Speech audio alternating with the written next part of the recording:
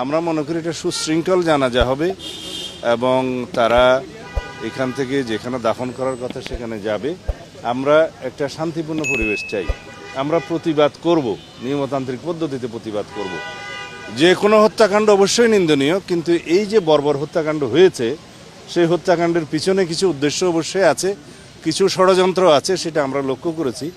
এবং নির্বাচনকে বানচাল করার জন্য, পারতপক্ষকে পিছানোর জন্য যে সমস্ত অপকৌশল গ্রহণ করেছে ফেসিবাদী শক্তি, পতিত ফেসিস্ট শক্তি, তার সাথে হয়তো তাদের এদেশীয় দোসররা এবং এর বাইরেও যারা নির্বাচন বানচাল করতে চায় তারা জড়িত থাকতে পারে। তবে কোনো রকমের অপকৌশল এবং কোনো রকমের এরকম হত্যাকাণ্ড ঘটিয়ে যদি কেউ মনে করে যে দেশে নৈরাজ্য সৃষ্টির মাধ্যমে নির্বাচন বানচাল করতে পারবে, তাদের সেই ধারণা ভুল।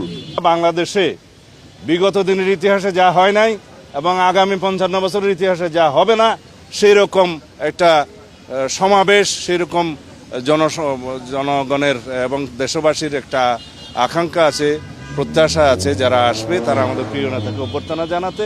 সুতরাং এই লক্ষ লক্ষ জনতার এই সমাবেশের মাধ্যমে আমরা জাতিকে একটা মেসেজ দিতে পারবো যে এই দেশে কোনো ষড়যন্ত্র কখনো দানা বাঁধতে পারবে না। আমরা সবাই, আমাদের সামনে একটাই স্লোগান,